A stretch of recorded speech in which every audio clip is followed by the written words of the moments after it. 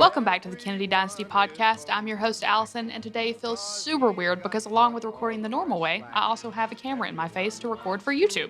So remember the podcast will be there now as well, and check it out on my channel, Kennedy Dynasty Podcast, which I'll put in the show notes. Also, the podcast is charting in the US, Great Britain, Canada, Australia, and Spain, and that is so exciting. So thank you so much to everyone all over the world listening. I appreciate your support so very much. Let's get started with the In the News segment. Big news story of the past 7 days. I've got two things to share from the news today. First being that according to Irish Central, Vicky Kennedy, which is Ted's wife, is said to be seeking a diplomatic post, and they're wondering if it could be in Ireland since she is a beloved figure in the Irish American community in Boston. The article says, in a Sunday New York Times article, Kennedy was mentioned as one of the small group of key individuals who may well be offered ambassador appointments. Also included was former Chicago Mayor Rahm Emanuel and another Irish American, former Missouri Senator Claire McCaskill.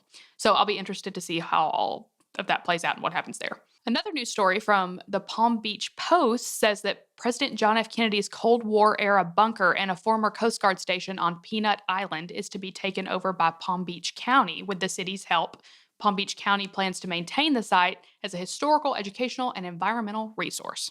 All right, that's all there. Now let's get to the question segment.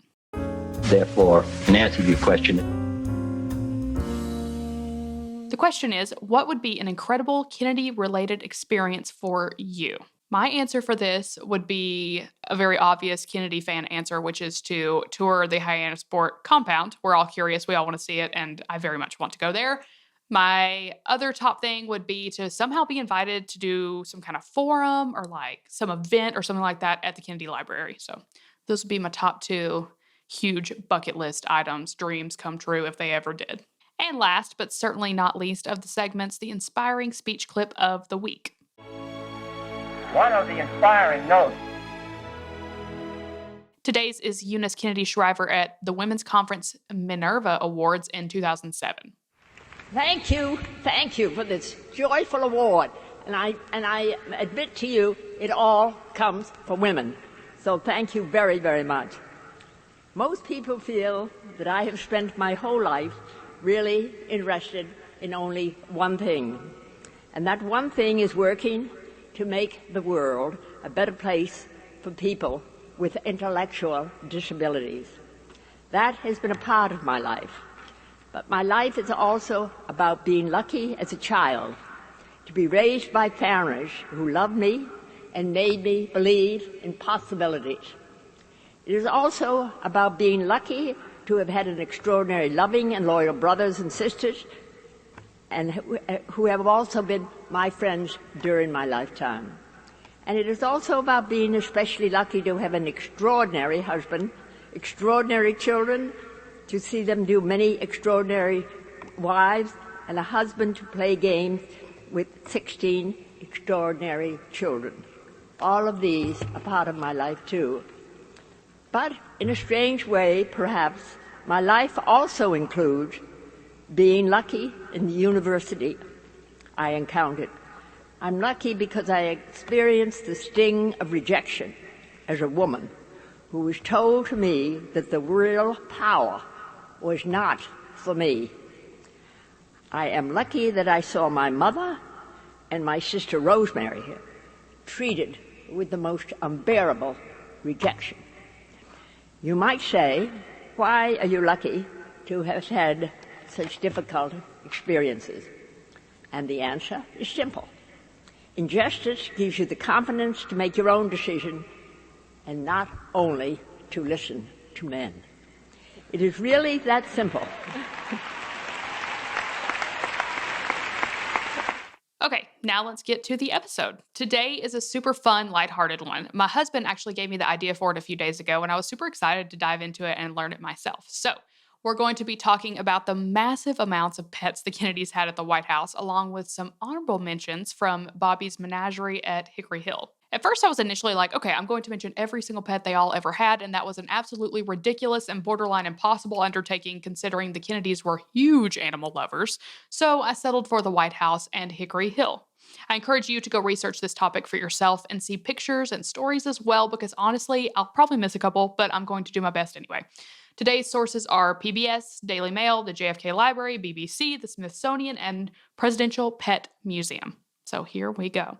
Let's start with the Kennedys' White House. The library provided an awesome list with all of them, and I'm actually going to post the list in the show notes so that you can click through and see a bunch of photos. So Jackie had 2 horses named Rufus and Sardar. Sardar was actually a gift from the president of Pakistan in 1962, and I don't know if I'm pronouncing that right, but we're going to go with it anyway.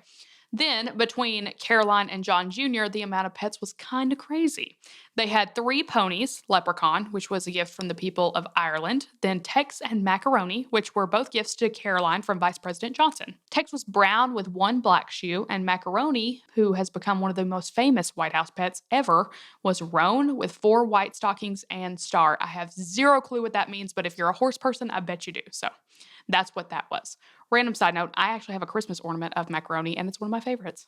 Anyway, I've mentioned before, but I'll mention here again, Neil Diamond says that a photo of Caroline and Macaroni on the cover of Life magazine is what inspired the song Sweet Caroline, and he ended up telling her that when he performed the song for her 50th birthday party. Another side note, has anyone ever actually been to a single wedding where Sweet Caroline hasn't played at the reception? Is that just like a Southern thing or no? Because I've truly lost count of the amount of weddings I've been to where a bunch of drunk people fist bump into the air and slosh their wine around to so good, so good. Anyway, back to the list. Now let's talk man's best friend, dogs. They had a Welsh Terrier from Joe Sr. named Charlie, a German Shepherd named Clipper, an Irish Wolfhound named Wolf, who was gifted from Father Thomas Kennedy in Ireland in 1963, John Jr.'s best buddy, a Cocker Spaniel named Shannon, who was from the Barry family in Ireland, and my personal favorite, Pushinka. The story of Pushinka kind of cracks me up a little bit. Caroline told BBC, "My mother told a funny story. She was sitting next to Khrushchev at a state dinner in Vienna. She ran out of things to talk about, so she asked about the dog, Strelka, that the Russians had shot into space. During the conversation, my mother asked about Strelka's puppies, and a few months later, a puppy arrived, and my father had no idea where the dog came from and couldn't believe my mother had done that." So that's how the cute and fluffy pup made it into the White House. And Pushinka actually means fluffy in Russian. Pushinka was listed as a non-breed on her registration, so basically a mutt, and President Kennedy sent a letter to Khrushchev thanking him for the gift, saying, "Miss Kennedy and I were particularly pleased to receive Pushinka. Her flight from the Soviet Union to the United States was not nearly as dramatic as the flight of her mother. Nevertheless, it was a long voyage and she stood it well. We both appreciate your remembering these matters in your busy life." Here's a clip of JFK Jr. talking about her with Larry King in September of 1995. Because what's your earliest memory? Mine, I guess, is 4 years old or something, 5. What's your really early, where you can crystallize a memory? We had a dog who was named Pushinka, who was given to my father by the premier of Russia. Was it Soviet Union at that time? And it was the daughter. Was it?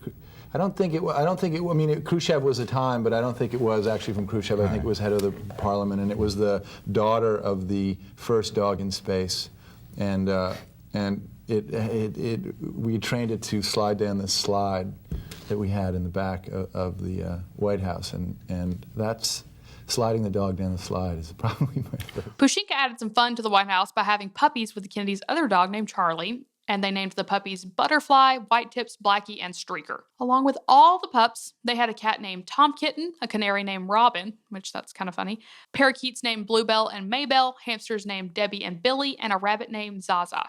Wow.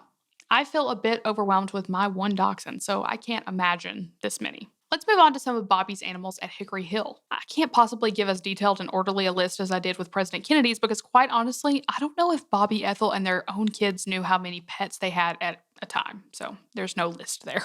There were so many. Kathleen Kennedy Townsend said there were plenty of horses, many dogs, chickens, geese, goats. It was a menagerie. My brother Bobby collected reptiles, and actually the turtle was in the laundry room. The sea lion was in the swimming pool. It's wild. The sea lion was a gift from Bobby to his kids, and its name was Sandy, but it didn't last long at the Kennedy home before being donated to the National Zoo, and very understandably so. Catch the story of Sandy in the Ethel documentary on HBO Max that I talked to you guys recently about rewatching. I have to mention Freckles, of course. If you're a Kennedy fan, you've probably seen many pictures of Bobby with his beloved Springer Spaniel named Freckles, who went absolutely everywhere with him, even the campaign trail. There's this heartbreaking photo of Freckles at Bobby's grave. It's one of those that if you look long enough, you'll tear up. So they were truly the best of pals. That's all for today. I hope you learned something new. Remember to check out my recommendations, Patreon, merch, and YouTube links all in the show notes. Write a 5-star review, please, on Apple Podcasts if you like the show. Share the podcast with your history-loving friends and family, and I'll talk to you soon. Come on and vote for Kennedy. Vote for Kennedy. Keep America strong. Kennedy, he just keeps rolling up. Kennedy, he just keeps rolling up. Kennedy, he just keeps rolling up.